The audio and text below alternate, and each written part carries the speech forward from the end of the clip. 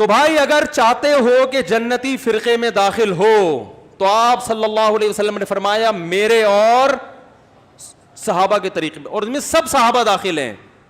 وہ طریقہ کیا ہے پھر میں انشاءاللہ بیان کروں گا کسی اور موقع پر, اس سے صاف پتہ چلتا ہے. اور یہ یاد رکھو صحابہ کرام سے ہم یہ اس کے قائل نہیں ہے کہ ان سے غلطی نہیں ہوئی,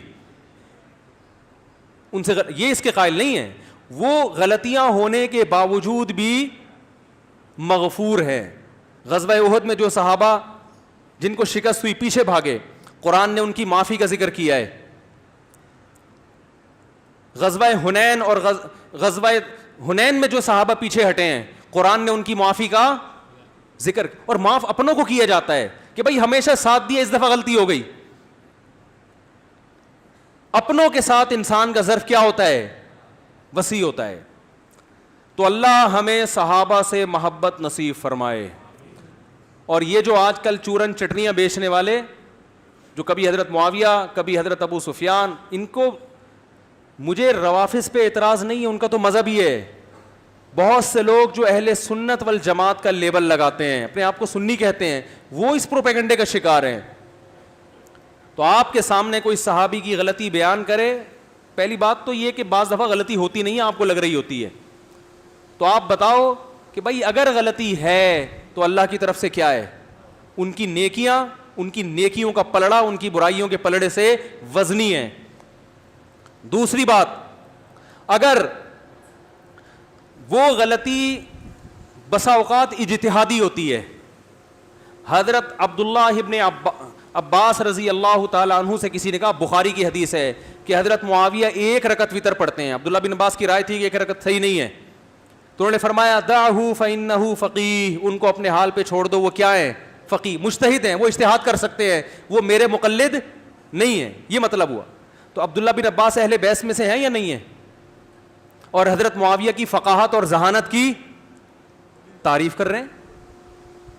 اور آگے چلو, بعض لوگ کہتے ہیں ہم معاویہ کو صحابی نہیں مانتے.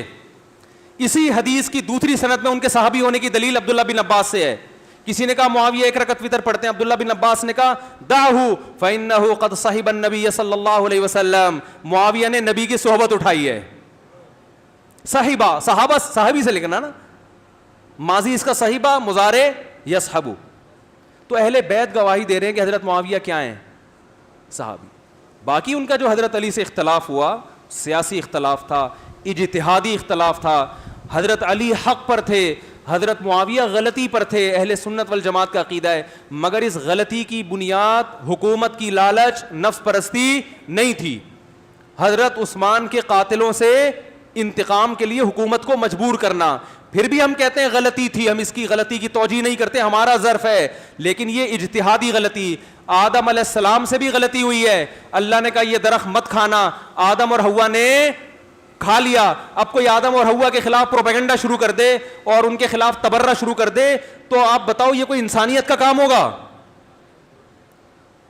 تو پیغمبروں سے بھی اجتہادی غلطی ہو سکتی ہے, صحابہ سے بھی گناہ بھی ہو سکتا ہے, لیکن گناہ کے بعد ان کو توبہ کی توفیق ملتی ہے. اور اجتہادی غلطی تو گناہ بھی نہیں ہے. نبی صلی اللہ علیہ وسلم نے فرمایا جب کوئی اجتہاد کرتا ہے, اگر درست نتیجے تک پہنچے تو 2 ثواب ملتے ہیں, اگر غلط نتیجے تک پہنچے تو بھی اپنی کوشش کی وجہ سے اس کو 1 نیکی ملتی ہے. تو بھائی یہ یوٹیوبر سے اور فیس بکیوں سے متاثر ہو کر اپنے عقیدوں کو خراب مت کرو. ہم تمام صحابہ سے محبت کے قائل, تمام صحابہ کے جنتی ہونے کے قائل. ان کے جنتی ہونے کے دلائل کیا, یہ میں کسی اور وقت دوں گا انشاءاللہ, کہ ان سے اگر ان کو سزا دی بھی گئی ہے, جیسے وہ عذاب قبر دیا گیا بعض صحابی کو جن کی شاخ رکھی گئی, تو یہ بھی ہٹایا گیا ہے, ان سے معاف کیا گیا ہے. یہ اس زمانے کی باتیں ہیں, اس زمانے کے واقعات ہیں جب علی الاطلاق صحابہ کی مغفرت کا وعدہ نہیں کیا گیا تھا.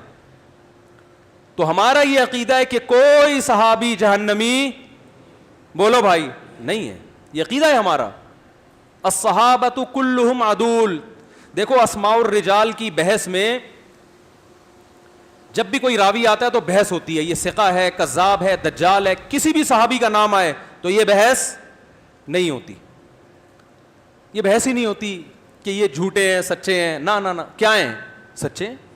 حضرت معاویہ سے کوئی حدیث, صحیح بخاری میں حضرت معاویہ سے حدیث منقول ہے رضی اللہ عنہ, کہ نبی صلی اللہ علیہ وسلم کو میں نے ایسے دیکھا ممبر پہ جب آپ بیٹھے, حضرت معاویہ جب جمعے کی دوسری اذان کے وقت ممبر پہ بیٹھے, پہلے تو دوسری اذان ہی پہلی ہوتی تھی, تو انہوں نے اذان کا جواب دیا, تو پھر لوگوں سے فرمایا کہ میں نے نبی صلی اللہ علیہ وسلم کو اسی طرح جواب دیا. اس لیے میرا فتویٰ, ہمارے جامعہ کا بھی فتویٰ یہ ہے کہ جمعے کی دوسری اذان کا جواب دینا بھی کیا ہے, یہ سنت عمل ہے. اس پہ ہم نے بڑی تحقیق لکھی ہے, تو تحقیق کی ہے, کیونکہ بعض فتاویٰ میں لکھا ہے کہ جمعے کی دوسری اذان میں علی الاطلاق خاموشی ہے, لیکن راجح قول یہی ہے, مفتابی قول یہی ہے کہ جمعے کی دوسری اذان کا بھی جواب دینا چاہیے. تو اس حدیث کے راوی کون ہیں؟ حضرت معاویہ. کسی میں یہ جرت نہیں ہوئی اسماء الرجال میں کہ تمام راویوں کی بحث ہے حضرت معاویہ سے نیچے جتنے ہیں کہ لوگوں کے ان کے بارے میں تبصرے کیا ہیں. حضرت معاویہ کے بارے میں محدثین یہ بحث نہیں کرتے کہ کسی نے ان کو کذاب کہا ہے کہ نہیں کہا. بھائی صحابی ہیں, صحابی ہیں تو الصحابہ تو کلہم عدول, سب کے سب کیا ہیں؟ عدول. ممکن ہے کچھ لوگ لغوی اعتبار سے علماء اعتراض, عدول یہ مبالغے کا صیغہ ہے, عدول کے لفظ بھی ہیں عدول کے بھی ہیں, تو عدول عادل کی جمع اور عدول یہ جو ہے وہ صیغہ صفت ہے. تو سب کوئی بھی حدیث حضرت معاویہ سے منقول ہوگی تو اہل سنت والجماعت کے وہاں کیا ہوگی؟ وہ حجت ہے. اللہ تعالی ہمیں صحابہ کی محبت نصیب فرمائے, ہمارے ایمان کی حفاظت فرمائے, اور دشمنان صحابہ کے شر سے اللہ ہمیں محفوظ فرمائے.